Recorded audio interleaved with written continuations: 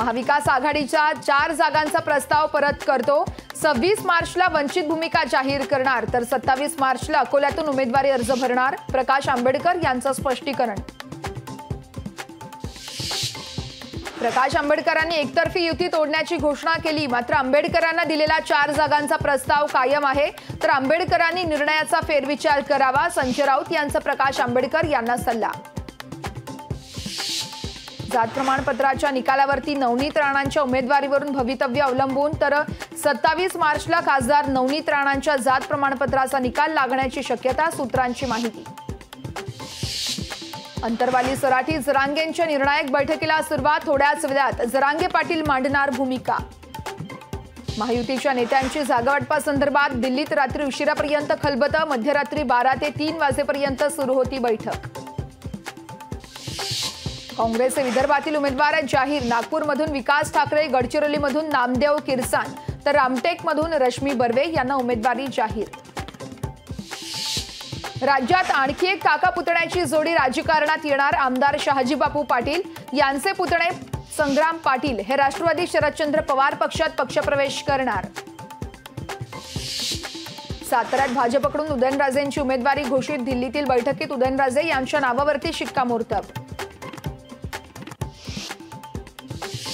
रावेर लोकसभेसंदर्भात शरद पवार यांनी पुण्यात बोलावली आहे महत्त्वाची बैठक। अनेक पदाधिकाऱ्यांसह रोहिणी खडसे देखील बैठकीला उपस्थित। भंडारा गोंदिया लोकसभेसाठी काँग्रेसकडून डॉक्टर प्रशांत पडोळे यांना उमेदवारी जाहीर, तर मतदारसंघातून 2 ते 3 लाख मतांनी निवडून येणार। पडोळे यांचा ठाम विश्वास। देवेंद्र फडणवीसांची ज्योती मेटेंसोबत फोनवरून चर्चा। फडणवीसांकडून ज्योती मेटे यांचं मन वळवण्याचा प्रयत्न। विधानसभेसाठी विचार करू, फडणवीसांनी आश्वासन दिल्याची माहिती।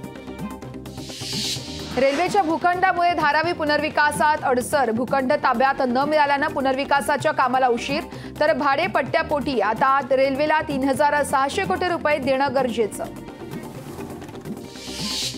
काँग्रेसच्या 4थ्या यादीमध्ये चंद्रपूरच्या जागेचा तिढा कायम। चंद्रपूरच्या जागेवरून शिवानी वडेट्टीवार आणि प्रतिभा धानोरकर लढण्यास आग्रही, मात्र तोडीस तोड असलेला उमेदवार देण्याची काँग्रेसच्या नेत्यांची मागणी।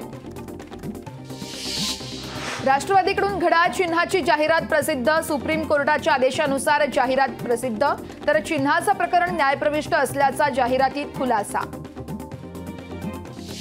सोलापुरात ऐन लोकसभा निवडणुकीत भाजपला मोठा धक्का।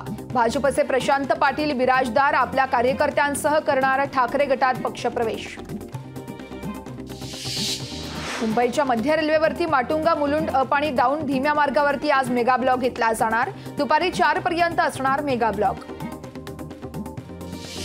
लोकसभा निवडणुकीच्या पार्श्वभूमीवरती 31 मार्च नंतर देखील अनिश्चित काळासाठी कांदा निर्यात बंदी कायम। देशांतर्गत बाजारात कांद्याची उपलब्धता कायम राहावी आणि दरात नियंत्रणात राहण्यासाठी केंद्र सरकारचा महत्त्वाचा निर्णय। राज्यातील काही भागात तापमान 39 अंशांवर, तर होळीनंतर कडक उन्हाची काहिली जाणवणार, तर पुढील 2 दिवस काळजी घेण्याचा हवामान खात्याचा इशारा।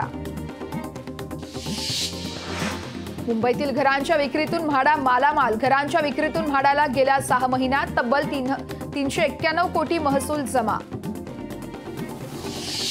आकाशवाणी पुणे केंद्राचं 7 एप्रिलपासून प्रसारण पुन्हा सुरू होणार। प्रसारण भरतीच्या निर्णयामुळे यावेळेस 2 वर्षांपासून बंद असलेलं प्रसारण पुन्हा एकदा होणार सुरू। रत्नागिरी जिल्ह्यासह राजापूर शहरात सायंबाच्या होळीनं शिमगोत्सवाची धुमधडाक्यात सुरुवात। तर राजापूरचे आराध्य दैवत श्री देव धुतापेश्वर आणि श्री नवलादेवी मंदिरातून शिमगोत्सवाला सुरुवात। मुंबईच्या रणजी क्रिकेटपटूंची चांदी। एमसीएकडून रणजी खेळाडूंना बीसीसीआय इतकंच मानधन देण्याचा महत्त्वाचा निर्णय।